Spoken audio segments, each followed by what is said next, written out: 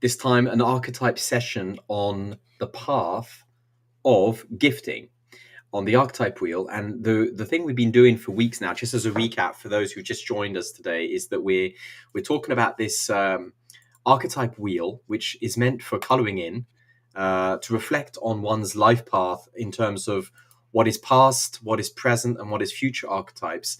And each archetype is on a line that goes outwards from the center. It's like being on the top of a mountain and you reflect on your life path. And each life path we're unpacking in one session with Jonas, who's my brother and a therapist with lots of life experience that we can share. And about this one here, the path of abundance, which is at the end of the path, gifting. So I often call it the path of gifting. It could be called also the path of abundance. And so Jonas, jumping straight in, what's the first image that comes in your mind with the path of abundance? I think abundance kind of implicitly brings this idea of wealth, and we can think of wealth in a few different ways. So obviously money is the first one that comes to mind. So you could have this first image of just like a room full of money and gold and gems and jewels. But if we look at it in terms of what actually has value for us, or value to us on a day-to-day basis, it could also be time and energy. And unlike some of the other archetype paths, this one doesn't necessarily translate immediately into a profession as easily as the path of the warrior or the path of nature and the gardener or the farmer. Like this one, I think we are all confronted to, because we are all confronted to that question of what actually holds value, and what do we prioritize in our lives. And very often it's that case that when we have a lot of time, we don't have a lot of money, and we tend to have energy. If we don't have a lot of energy, it's hard to produce anything that has value, or to enjoy relationships. So it often ends up manifesting in all of our lives in those specific areas, and be it how we manage our budgets or how we manage our energy levels. And the questions that are raised by this path are, like, we could go into the topic of charity and generosity. What is it to indeed truly be generous, and to what extent is actually sometimes selfishness not such a bad thing, or selflessness not such a good thing. And we could go into the question of responsibility as well. Who do we owe our time and energy to, and what to actually do once we have that wealth, once we've actually got that abundance? What are we responsible for? Because there's a lot of discourse and a lot of conversation happening about how wealth is distributed on the planet. We could look at it with an organic metaphor of, how resources are shared in an ecosystem. But there's quite a lot that we could actually go into based on this topic. But I think in the simplest form, it's wealth. Yeah. It's a big path. It's a big path because it's political as well as being personal. And so if we look at the path from the zooming in version of the picture at the bottom right hand corner, path of abundance, it's always the same. If you start from the top of the mountain, if you go downwards, the first is the yin archetype, the archetype of inner focus and receiving. The second archetype, in this case the negotiator, is the yang archetype, the outward focus. And then the third one is the mastery of both, the beggar and the negotiator, that turns to the archetype of patron. So if we start from the inner, the beggar, what we've been doing up to now is to open up, like, what does it mean, and then like a few examples and questions about it. Like the beggar is archetypally something we associate with somebody sitting in the street asking for money, but on a spiritual and psychological level, the archetype of the beggar is somebody who's really experiencing and focusing on the notion of having enough and lack. So what is the question, Jonas, if you're working in therapy and you have somebody who position themselves as a sort of victim, a beggar, who's like constantly lacking something, whether it's time, money, energy, how would you approach that in therapy? Well, in a way, the goal is often to give back some degree of agency and control.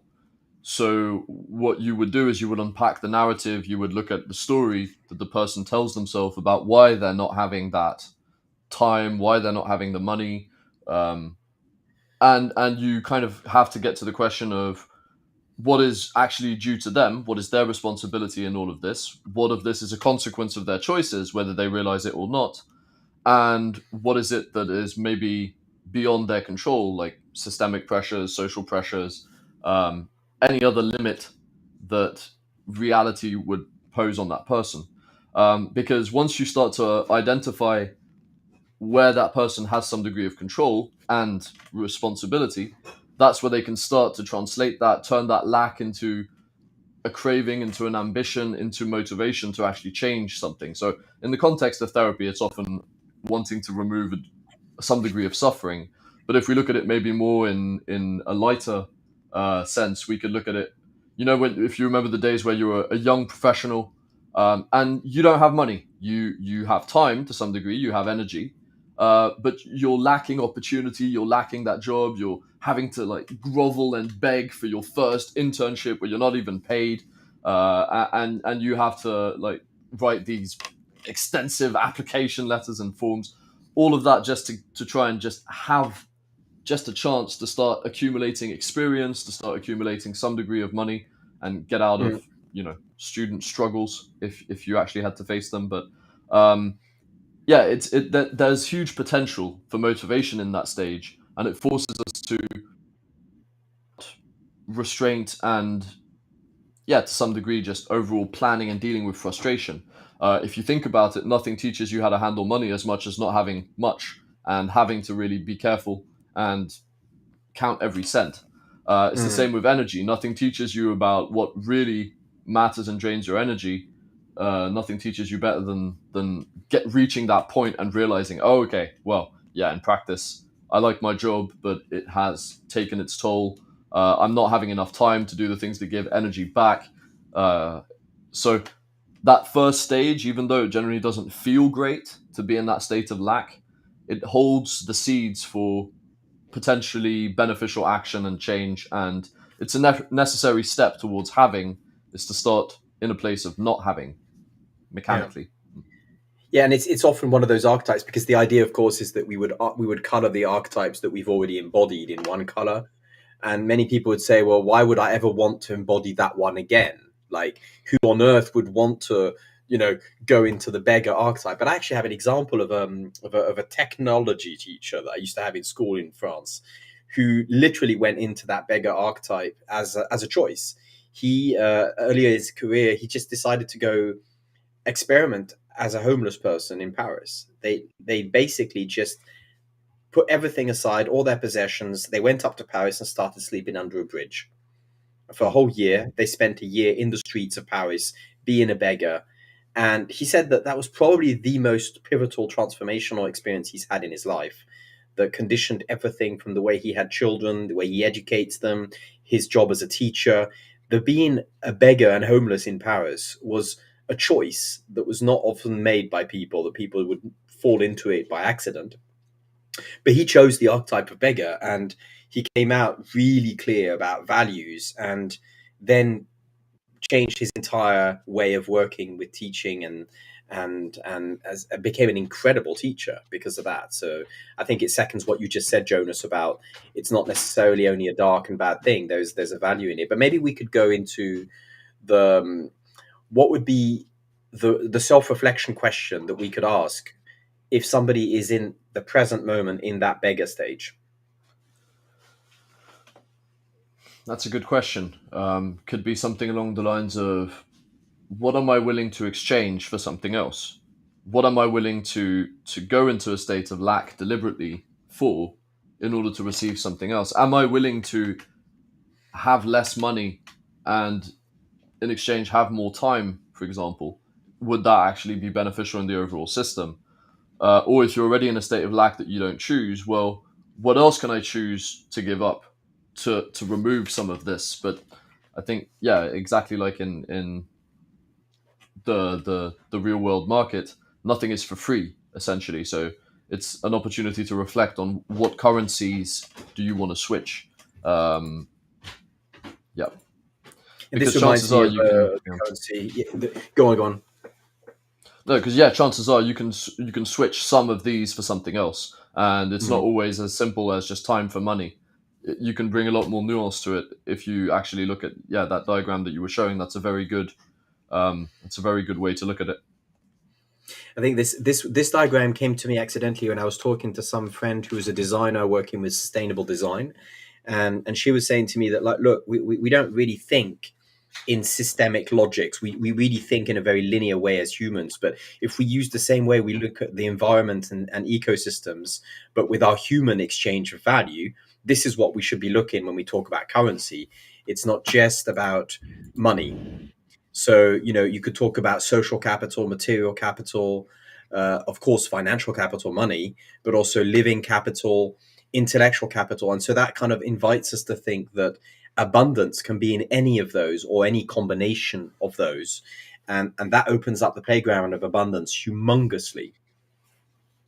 So, just as a side note, for example, one can be very poor with money and very rich in cultural and spiritual capital. And that's often what we see in certain countries where on the GDP and on the financial level, they're not necessarily wealthy, but they feel sometimes that you could be even looking at them as happier because they have a huge abundance of spiritual and cultural and even experiential capital in their social bubbles where they are. So abundance isn't only about money. And I think that's something that we could now surf off to talk about the middle archetype, which is the negotiator, whose key focus is on value of abundance, but also values, as in what human values that we choose to put forward in our everyday life. So, as what would be a bad example that we could use? Since you've got a lot of life experience, Jonas, that would be a bad example of the first two archetypes that we could put on to make these tangible for people understanding what they mean: the beggar and the negotiator.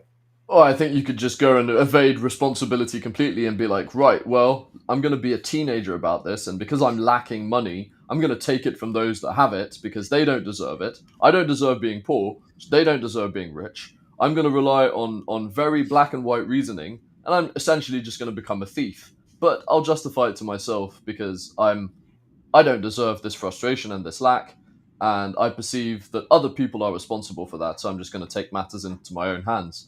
Or being a shark negotiator, being like one of those dishonest business figures, and just basically manipulating your way and backstabbing your way to some degree of power and money. I think those would be the easy to go to dark and actually counterproductive in the long run, most likely, but that would feel like quick fixes to the problem. Are they, Yeah. are they, are they what you've done then? Is that what is that you're talking from first-hand experience? No, well, no. Fortunately, I've never stolen. But what are the ways in which I've been bad with lack? Um, well, I think as a teenager, if we think about social capital and lacking girlfriends in high school, I think that I didn't deal with that very constructively in the sense that I wasn't asking myself the right questions, so I was Mm. just full of at the same time lust and enthusiasm and frustration, which is never a good recipe. Uh, or like the bad ways in which I've maybe negotiated or tried to do that is, I think, just not understanding the difference between the currencies that I see as valuable and what is expected and what people are willing, for example, to pay me for. When I was looking for student jobs, for example, I had certain limiting beliefs, and when I shifted my perspective and I had a much more open to rejection approach, I just dared to go for jobs that I didn't think I had a chance to actually get. And I ended up having some of my best student jobs, like working as a valet in a 5-star hotel, parking luxury cars, carrying suitcases.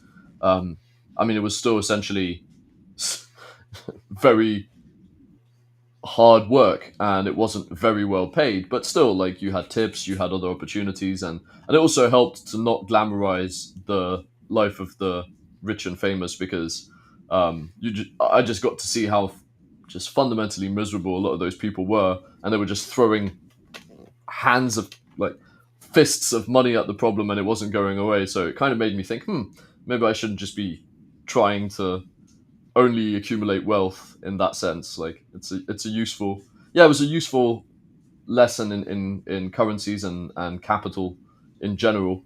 Um, Mm. be it through how I got the job to seeing what people that have a shit ton of money do with it. and yeah, not fall for the trap of glamorizing it. I think for me, the beggar archetype came from, like, actually, with hindsight, if I look at the career, I've always been lacking time. So Mm, I've always been feeling like I'm begging for time on deadlines and everything. And at university, I mm, was running behind deadlines, and then when the negotiator I experienced it coming into a job where I was actually in a very rare job selling something like human factors engineering in Finland, where most people are software engineers or mechanical engineers of some kind. And because of being like in a rare situation, the scarcity of that job made that I automatically was no longer in the situation of lack. I was actually having to say no. And I could already be in the mindset of the negotiator where it's one value exchange for another, my time versus money as a consultant. So I went straight into that without having to go through the begging door from the point of view of that niche job. So there's many ways that one can enter into the archetype of the beggar, the negotiator. The key thing for the negotiator, I think you hinted towards it, is if you're wanting to move towards patron, the archetype that is the combination of the other two, is to really ask yourself the value of how manipulative versus influential you are in your negotiation. Are you negotiating something with a hidden intention that is only winning for me and it's a win lose? Or are you negotiating a win win value where it's more influential than manipulative with the intention being mm. clearly put on the table? And that's often one of the big challenges of the negotiator is how honest you are about your final intention without closing your doors for negotiation in some way. And how willing you are to walk away from a bad deal, because Mm, that's where there's back to this position of lack.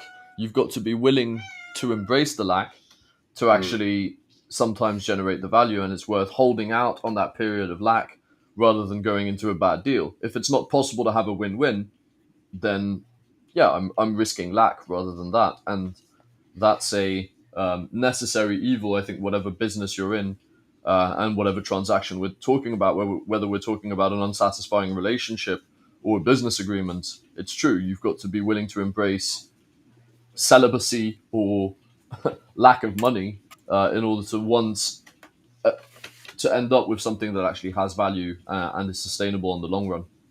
mm.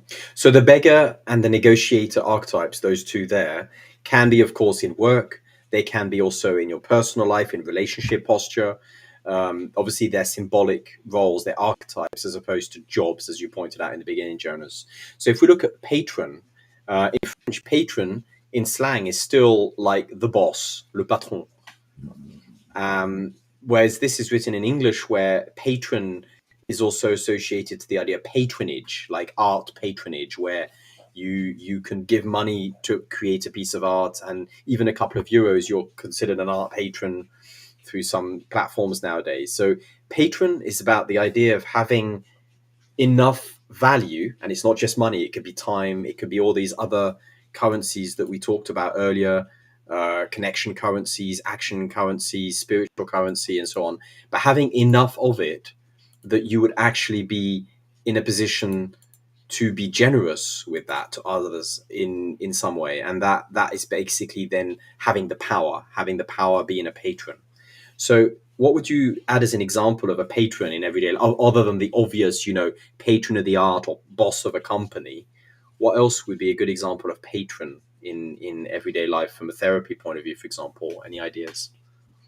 Uh, I'm tempted to say it's about the scale at which you're dealing with this currency exchange and generation of wealth. I think someone who's reached that level of patronage is maybe someone who's set themselves up for already success in the sense they're self-sustainable in terms of money, time, and energy. Like they don't fundamentally depend on just one person or one thing.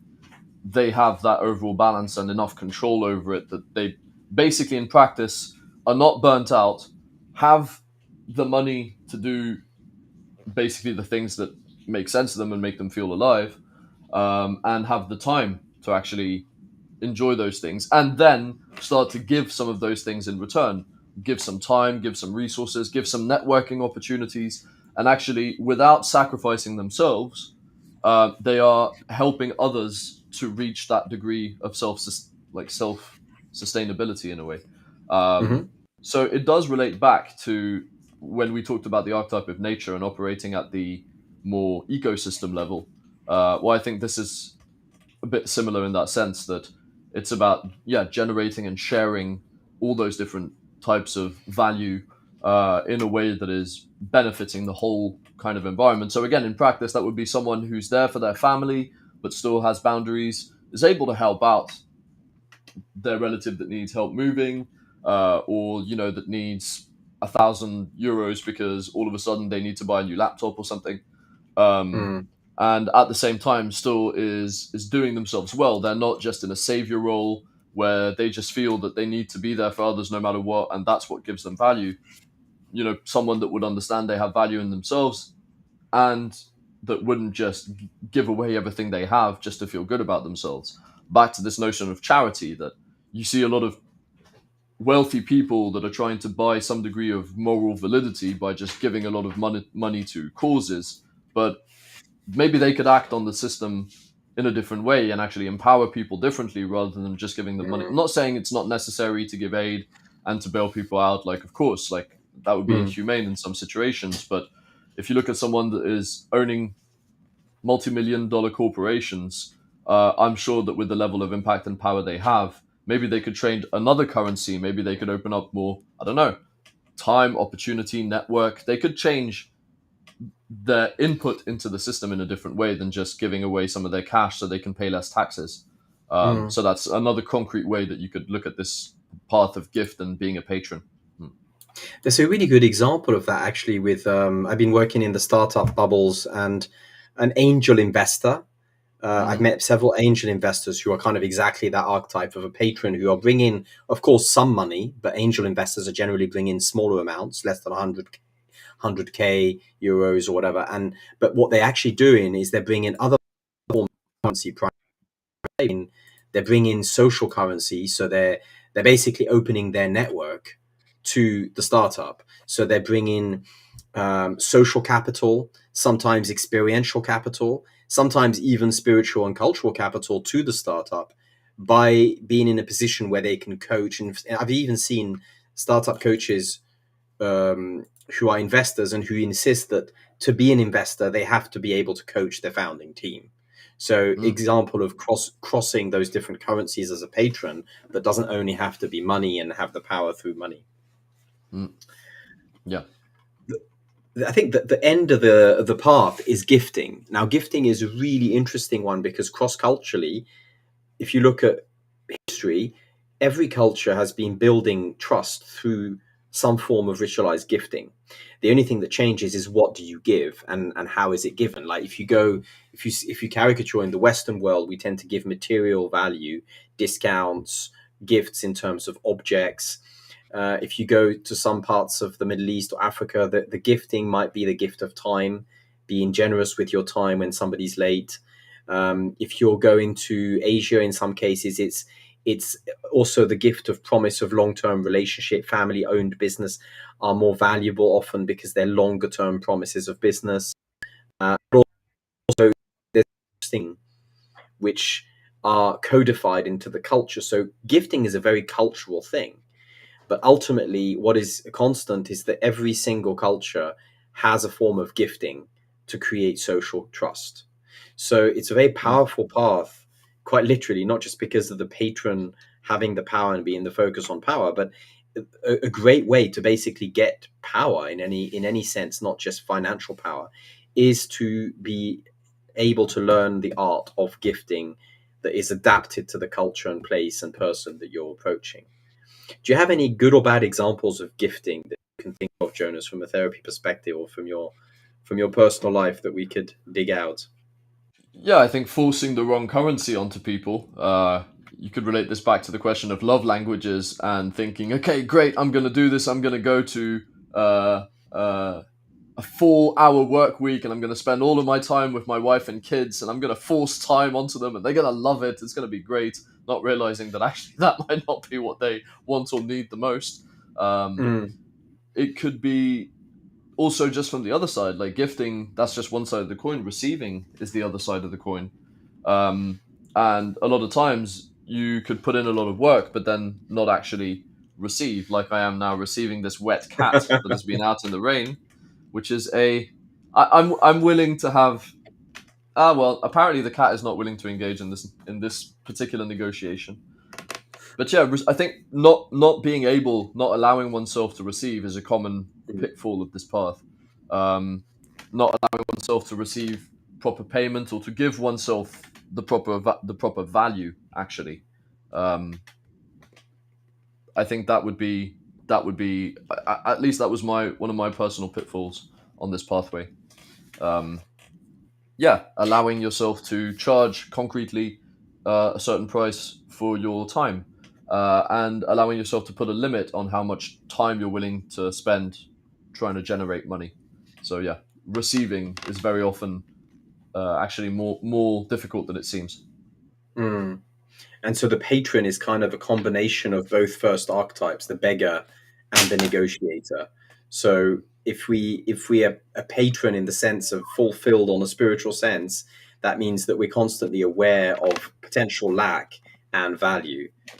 So what would be potentially a reflection question when somebody's doing the archetype wheel and they're reflecting on this life path of abundance and gifting, and that they're sort of considering they want to go more into that in the future and color that in as a I want more abundance. What kind of things could we put as a reflection question for that as an overall path? I think if they're blocked in a certain place, like for example, blocked in a position where they're lacking something, they could reflect on some of the beliefs that are holding the system in place. So concrete questions, for example, um, or concrete examples of belief that can lock a system in place. It's harder to own my own business than to be an employee, or I need more money as a fundamental belief without actually quantifying it and arguing for why you need that amount of money. Um, Rest brings me energy. So, if I just sleep, I'll have enough energy. That's fine. Questions around what are my if you think about every relationship as a type of contract, be it in terms of time, money, energy, or other things, if you really take a cold look at your relationships, do you notice any imbalanced relationships? And if they're imbalanced, in what way? Like, who is getting screwed over in the business deal, in a way, if you look at it that way? Um, it could also be a strategic reflection on once you've identified your main things that you have to give, and once you've identified what you want to receive, you could look at something like Cialdini's levers of influence, for example, Mm. and think about how to use those. You talked about scarcity, which is one of them when you were talking about your professional experience. Well, if you're rare, you'll be able to get more resource in exchange for that, because that's one of those levers of influence. And yeah, so you could have this strategic six lenses laid out, and you could try and pull some concrete behaviors or strategies or things that you could do based on those to actually negotiate your value and actually move forward in whatever it is that you're actually trying to become wealthy in. Mm. So, in terms of that life path, if somebody wants to move along that path, obviously, just like every other path, there is a sacred practice or something, an art that you can cultivate and do a lot of to become further on that path. And in this case, it's the practice of gifting. I remember my ex boss, Peter Balmer, was this incredible gifter. He had cultivated this to a fine art of just we would go to a business meeting and he would LinkedIn search the people we'd meeting before that, and we'd be usually on a plane going or in a taxi. It'd be very last minute, and he would always have a book that he's chosen for that person. He would go out and search for it. If we're in the airport, he'd come late to the boarding gate because he's going through the bookshop to try and choose the right book for that person. And he was very generous with the books, and sometimes people didn't even care or read them. But generally what happened is that they felt somehow really good. It was like it was an unwarranted, and even though in Finland there's often this fear, oh, you can't give a gift, it's bribery. There's the fear of reciprocity. I don't want to be held responsible to give something in return. Actually, it created a beautiful trust. And a counterexample of that I heard recently from a friend who was working in Asia said that, did you know that if you the sign that you've actually that you're no longer wanted in a business partnership. I don't know if this is true. If anybody's listening and that you've worked directly in China on this, let me know if this is true or not. But he said that if they don't want to work with you anymore, they're going to shower you with ridiculously expensive gifts that are impossible to reciprocate, so that you know that you're actually not really wanted in this partnership. So you feel like you're really being generous to somebody's being generous to you, but actually it's a cultural unspoken way of saying we don't want to work with you. And I thought that was a beautiful example of how gifting culturally can be so different from one place to another.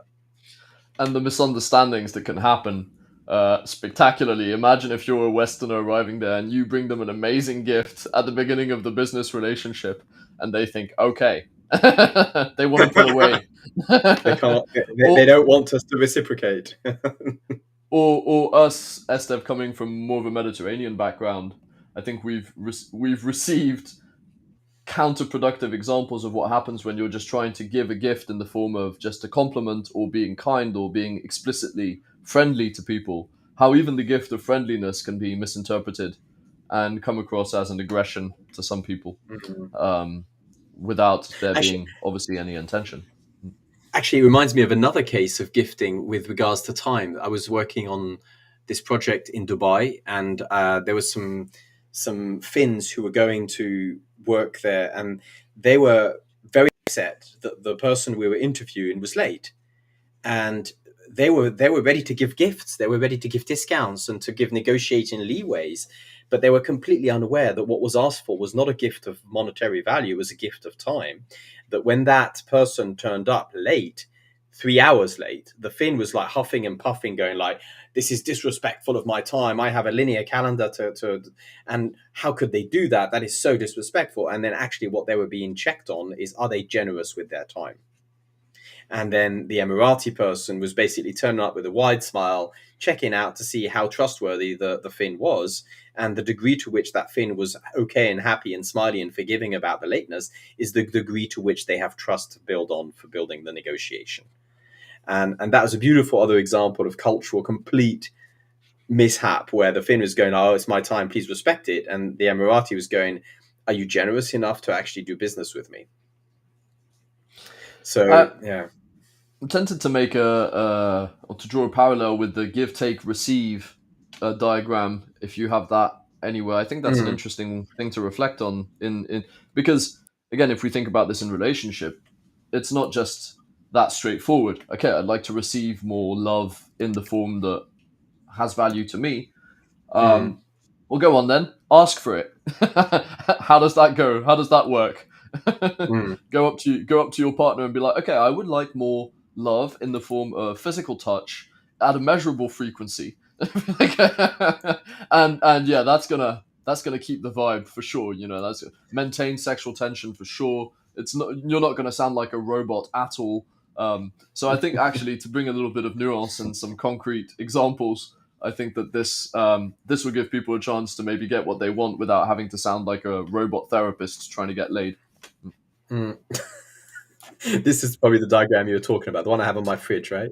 Exactly. Serve, take, allow, Yeah. accept. I think that breaks it down beautifully and brings the notion of consent into this, which is just often restricted to well, the common difficult topics around yeah. I mean, we don't even need to go into that. It's Well, obvious. this is actually Betty Martin's wheel of consent that is usually used in the context of sexual consent. So asking and receiving.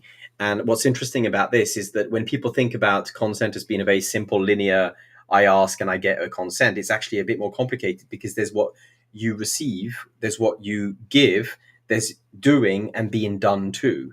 And when you put it on a 2 by 2, you get those 4 key words of serve, which is the gift of kindness, take, which is the gift of integrity, accept, which is the gift of gratitude, and allow, which is the gift of forgiveness and surrender.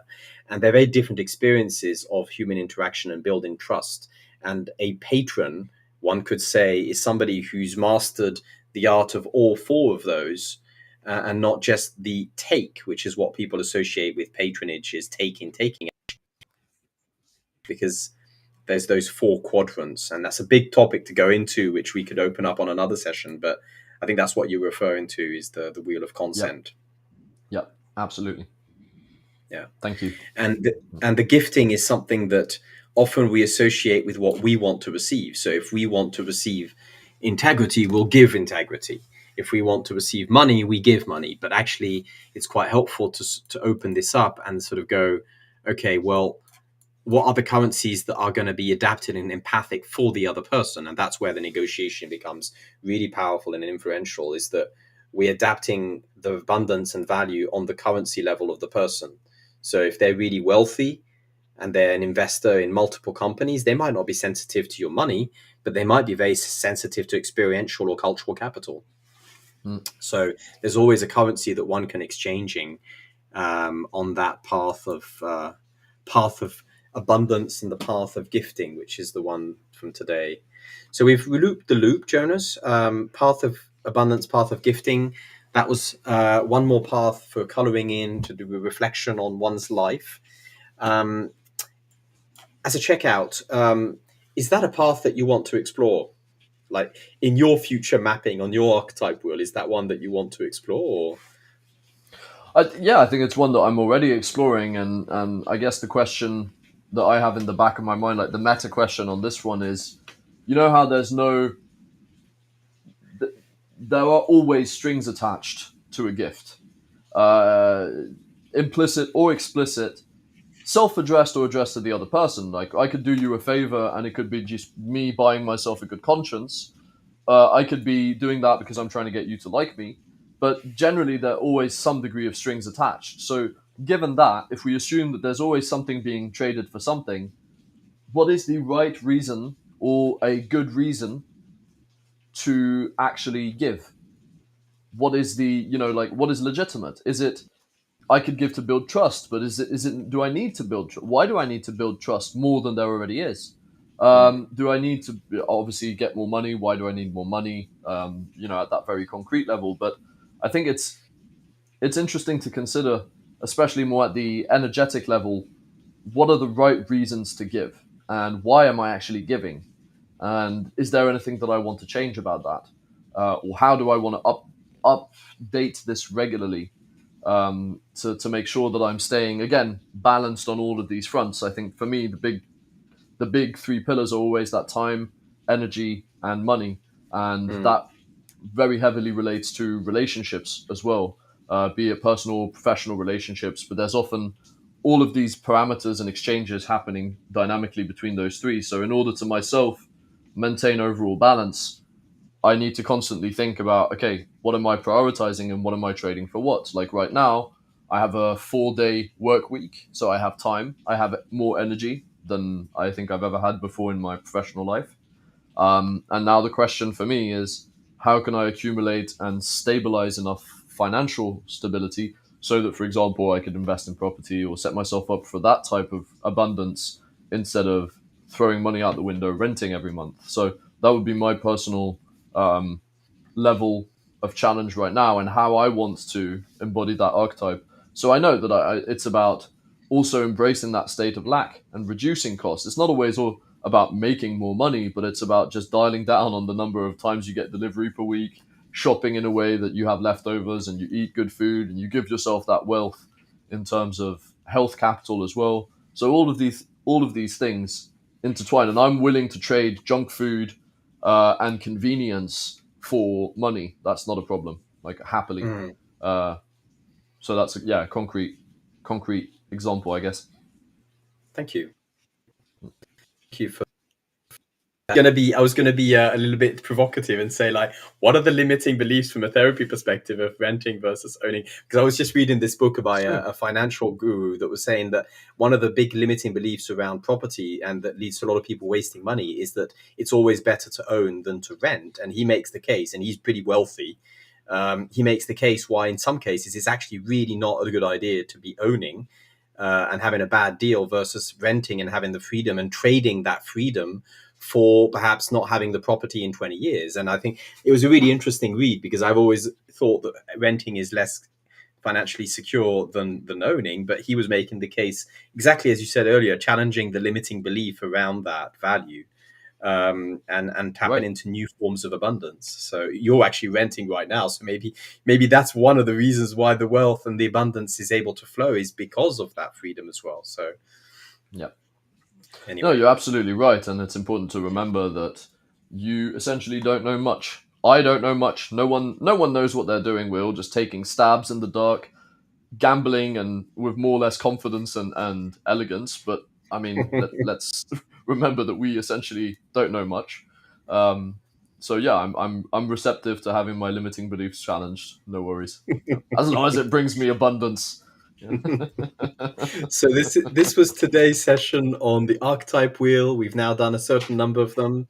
This was today was the abundance path of gifting here, and the next session we'll be doing on another path, opening up examples, reflection questions, and hints for those using this as a coloring in life reflection, where you're changing careers or doing something different with your life. So thank you, Jonas, again for joining us today from the sunny or wet south of France. And I'll see you next week. See you next week. Thank you for having me.